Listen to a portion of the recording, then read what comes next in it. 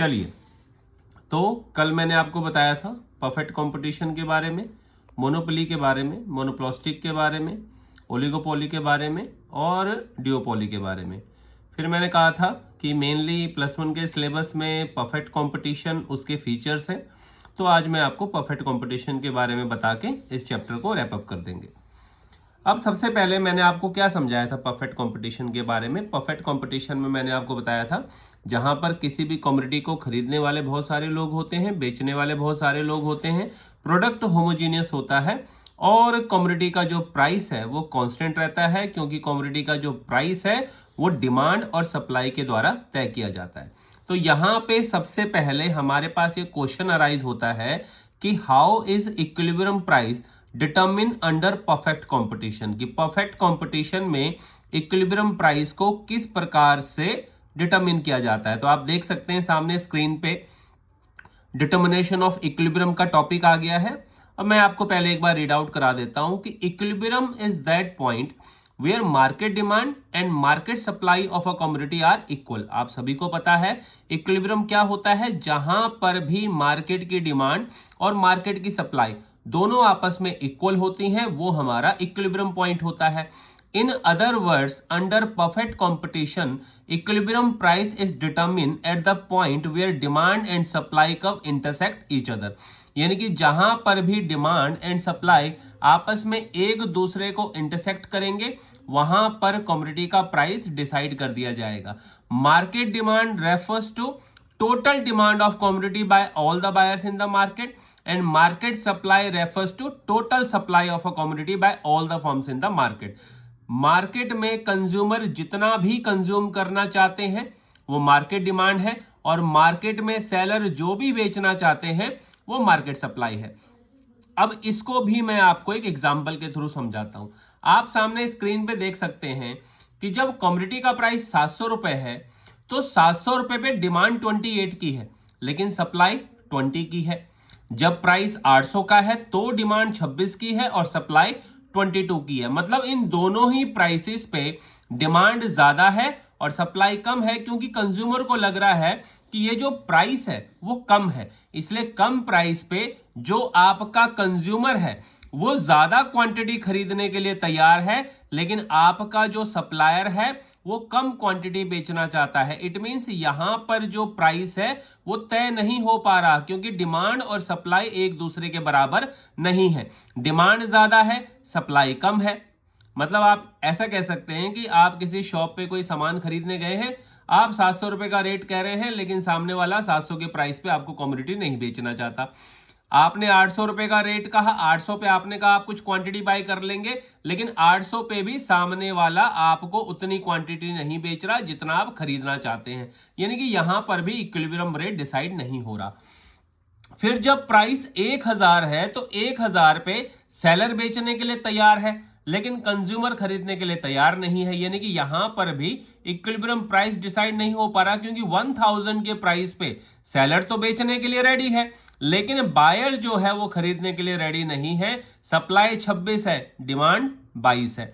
जब प्राइस 1100 हो जाता है तो सेलर अपनी सप्लाई और बढ़ा देता है लेकिन कंज्यूमर अपनी डिमांड और कम कर देता है। तो क्या कंक्लूजन निकलता है कि जब कमोडिटी का प्राइस कम होता है तो वहां पर डिमांड ज्यादा होती है लेकिन सप्लाई कम होती है। जब कमोडिटी का प्राइस ज्यादा होता है वहां पर डिमांड कम होती है और सप्लाई ज्यादा होती है। यानी कि मार्केट ने अभी तक कमोडिटी का कोई भी प्राइस तय नहीं किया, लेकिन जब प्राइस आता है 900 यानी कि 900 पे ये प्राइस कंज्यूमर को भी सही लगता है, ये प्राइस सेलर को भी सही लगता है, तो 900 रुपए के प्राइस पे डिमांड और सप्लाई दोनों आपस में इक्वल हो जाते हैं और 900 रुपए हमारा बन जाता है इक्विलिब्रियम प्राइस। तो इस तरीके से परफेक्ट कंपटीशन में जो आपका प्राइस है वो डिटरमिन होता है। अगर डिमांड सप्लाई से ज्यादा है तो भी प्राइस डिटरमिन नहीं होगा, अगर सप्लाई डिमांड से ज्यादा है तो भी प्राइस डिटरमिन नहीं होगा। जिस पॉइंट पे डिमांड और सप्लाई दोनों आपस में इंटरसेक्ट करेंगे वहां पर कमोडिटी का प्राइस डिटरमिन कर दिया जाएगा। इस एग्जांपल में 900 रुपए में कंज्यूमर्स जो है वो 25 क्वांटिटी बेचने के लिए, खरीदने के लिए तैयार हैं, और 900 रुपए पे जो सप्लायर हैं वो 25 क्वांटिटी बेचने के लिए रेडी है। तो यहां पर हमारा इक्विलिब्रियम हो जाएगा। सेम पैटर्न पे हमने नीचे डायग्राम बना रखा है कि जब प्राइस 700 पे था, 800 पे था, 1000 पे था, 1100 पे था, तो कोई इक्विलिब्रियम नहीं हो रहा था। लेकिन जब प्राइस 900 का होता है तो वहां पर डिमांड और सप्लाई के बीच में इक्विलिब्रियम हो जाता है। आप डायग्राम देख सकते हैं, ओ एक्सिस पे क्वांटिटी है, वाई एक्सिस पे प्राइस है, डीडी हमारा डिमांड कर्व है, एसएस हमारा सप्लाई कर्व है, ई हमारा इंटरसेक्टिंग पॉइंट है जहां पर डिमांड और सप्लाई दोनों आपस में इंटरसेक्ट करते हैं। तो ई हमारा इक्विलिब्रियम पॉइंट है, 900 हमारा इक्विलिब्रियम प्राइस है, और 900 हमारी इक्विलिब्रियम क्वांटिटी है। तो ये जो क्वेश्चन था, how is equilibrium price determine under perfect competition, उसके बारे में हमने आपको बताया। तो आशा करता हूं कि आपको ये वाला टॉपिक समझ आ गया होगा। चलिए जी, अब हम अगले टॉपिक की तरफ चलते हैं। मैंने आपको बताया था कि हमें पढ़ने हैं characteristics of perfect competition. Perfect competition के बारे में मैंने आपको कल समझाया था, और उसी से रिलेटेड अब इसके फीचर्स हैं। मीनिंग में भी काफी हद तक फीचर कंप्लीट हो चुके हैं, लेकिन एक बार फिर से गो थ्रू हो जाएगा तो हम उसको कर लेते हैं। अब आपको क्वेश्चन पूछा जा सकता है कि बताइए परफेक्ट कंपटीशन के फीचर्स क्या हैं, कैरेक्टरिस्टिक्स क्या हैं। पहला फीचर जो मैंने आपको बताया था, large number of buyer and large number of seller. In a perfect competitive market, there are large number of buyer and seller. एक perfectly competitive market में कमोडिटी को खरीदने वाले भी बहुत लोग होते हैं और कमोडिटी को बेचने वाले भी बहुत लोग होते हैं। No single seller can affect the supply of a commodity and no single buyer can affect the demand of a commodity. मतलब जो एक सिंगल सेलर है उसके पास भी इतनी पावर नहीं है कि वो कमोडिटी की सप्लाई को रोक सके, और जो बायर है उसके पास भी इतनी शक्ति नहीं है कि वो ना खरीद के कमोडिटी की डिमांड को अफेक्ट कर सके। क्योंकि जहां पर किसी कमोडिटी को बेचने वाले बहुत लोग हैं, एक सेलर वहां कुछ नहीं कर सकता, और जहां पर एक कमोडिटी को खरीदने वाले बहुत सारे कंज्यूमर हैं, वहां पर बायर के पास पूरी पावर नहीं होती। कल मैंने आपको परफेक्ट कंपटीशन के एग्जांपल दिए थे, मैं आपको परफेक्ट कंपटीशन का एक और एग्जांपल देता हूं। जो हमारे एग्रीकल्चर प्रोडक्ट्स होते हैं वो भी परफेक्ट कंपटीशन का पार्ट होते हैं। जैसे मान लीजिए आप किसी मंडी में चले जाते हैं प्याज, अनियन, पोटैटो या टमाटो बाय करने के लिए, तो आप जनरली देखेंगे कि एक क्वालिटी के जो टमाटो, पोटैटो या अनियन होगा उनका रेट आपको एक जैसा ही मिलेगा। मतलब ऐसा नहीं है कि एक 60 रुपीज का बेच रहा है तो दूसरा 100 रुपए का बेचेगा। तो वेजिटेबल्स जो होते हैं या जितने भी एग्रीकल्चर प्रोडक्ट्स होते हैं, मोस्टली उनका प्राइस सिमिलर होता है, क्योंकि मार्केट उनका प्राइस सिमिलर ही तय करती है। तो चलिए, सबसे पहला पॉइंट मैंने आपको परफेक्ट कंपटीशन का फीचर बताया, large number of buyer, large number of seller. खरीदने वाले बहुत होते हैं, बेचने वाले बहुत होते हैं। ना तो बायर की कोई अथॉरिटी होती है, ना सेलर की कोई अथॉरिटी होती है। बायर जो मर्जी कमोडिटी बाय कर सकता है, सेलर जितनी मर्जी क्वांटिटी सेल कर सकता है, लेकिन आप प्राइस में किसी प्रकार का कोई नेगोशिएशन नहीं करेंगे। ओके, प्राइस में किसी भी प्रकार का कोई नेगोशिएशन नहीं होगा। जो प्राइस मार्केट ने तय करके दे दिया उसी प्राइस पे आपको कमोडिटी बेचनी पड़ेगी। नेक्स्ट पॉइंट आता है आपका होमोजीनियस प्रोडक्ट। पहला feature large number of buyer and seller, second feature होता है homogeneous product. The goods which are sold in the market are completely identical in all respect, as such buyer has no reason to go to the other seller. Perfect competition की एक खास बात होती है कि perfect competition में जो product बेचा जाता है वो इन ऑल रिस्पेक्ट एक दूसरे के आइडेंटिकल होता है। तो जो कंज्यूमर होता है वो चाहे शॉप ए पे जाए, चाहे शॉप बी पे जाए, चाहे शॉप सी पे जाए, हर शॉप पे उसको आइडेंटिकल प्रोडक्ट मिलेगा। कंज्यूमर के पास कोई रीजन नहीं होता कि वो शॉप ए को छोड़ के शॉप बी से या शॉप बी को छोड़ के शॉप सी से प्रोडक्ट को बाय करे। तो दूसरा फीचर होता है कि परफेक्ट कंपटीशन में जो प्रोडक्ट होता है वो होमोजीनियस होता है। तीसरा जो इसका इंपॉर्टेंट फीचर होता है, free entry and exit of the firm. In this market there is no restriction for firm to entry and exit any firm can enter in the market and any firm can leave the market at any time without any restriction. Perfect competition का सबसे अच्छा feature होता है कि कोई भी firm market के अंदर एंटर कर सकती है और कोई भी फर्म मार्केट को छोड़ के जा सकती है। ना तो एंट्री पे किसी प्रकार की रेस्ट्रिक्शन है और ना ही लीव करने पे कोई रेस्ट्रिक्शन है। तो परफेक्ट कंपटीशन का तीसरा फीचर होता है फ्री एंट्री एंड एग्जिट। एक मार्केट है, उस मार्केट में जो फर्म जब चाहे एंटर कर सकती है और जो फर्म जब चाहे उस मार्केट को छोड़ के जा सकती है। चौथा फीचर होता है परफेक्ट नॉलेज। यह कहा जाता है कि परफेक्ट कंपटीशन में बायर को मार्केट के प्राइस के बारे में हर प्रकार की नॉलेज होती है। उनको यह पता होता है कि कौन सी कमोडिटी का क्या प्राइस है। अगर मान लीजिए आप बाजार में पल्सेस खरीदने जाते हो, राइस खरीदने जाते हो, व्हीट खरीदने जाते हो, तो कंज्यूमर को पता होगा कि राइस का प्राइस क्या है, व्हीट का प्राइस क्या है। इट मींस ये कहा जाता है, और आप कह सकते हो कि परफेक्ट कंपटीशन का ये भी एक इंपॉर्टेंट फीचर है कि परफेक्ट कंपटीशन में मार्केट की हर नॉलेज कंज्यूमर के पास होती है। वो कमोडिटी के प्राइस के बारे में, साइज के बारे में, कलर के बारे में, क्वालिटी के बारे में, शेप के बारे में कंज्यूमर फुली अवेयर होता है। कंज्यूमर को परफेक्ट नॉलेज होती है। नेक्स्ट पॉइंट आता है इंडिपेंडेंट डिसीजन मेकिंग।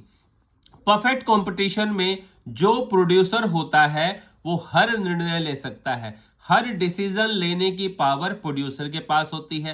प्रोड्यूसर केवल एक डिसीजन नहीं ले सकता, सेलर केवल एक डिसीजन नहीं ले सकता, वो डिसीजन होता है प्राइस का।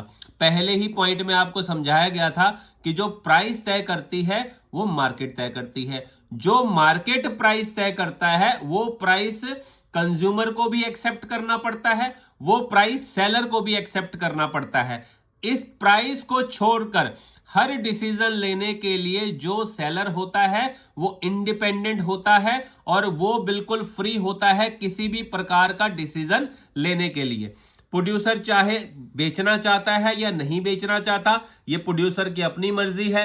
कंज्यूमर खरीदना चाहता है, नहीं खरीदना चाहता, ये कंज्यूमर की अपनी मर्जी है। कंज्यूमर और सेलर प्राइस के अगेंस्ट नहीं जा सकते। बाकी कितना बेचना है, कितना नहीं बेचना, कितना खरीदना है, ये सारे डिसीजन प्रोड्यूसर के या कंज्यूमर के इंडिपेंडेंट होते हैं। तो हर फर्म फ्री होती है अपने खुद के डिसीजन लेने के लिए। किसी फर्म को कितना प्रोड्यूस करना है, कितना सेल करना है, ये सारे डिसीजन फर्म स्वयं ले सकती है। अगला जो लास्ट फीचर है इसका, परफेक्ट मोबिलिटी।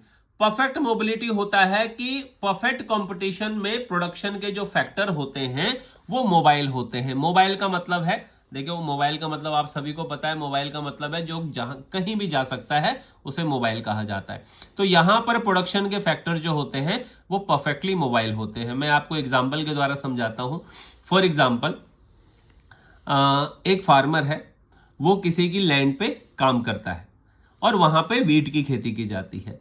अब वहां से मान लीजिए वो काम छोड़ के किसी दूसरी लैंड पे काम करता है और वहां पर भी वीट की खेती की जाती है। तो कहने का मतलब क्या हुआ, क्योंकि प्रोडक्ट होमोजीनियस है तो किसी भी पर्सन को एक जगह से छोड़ के दूसरी जगह जाके काम करने में किसी प्रकार की कोई भी दिक्कत नहीं होगी।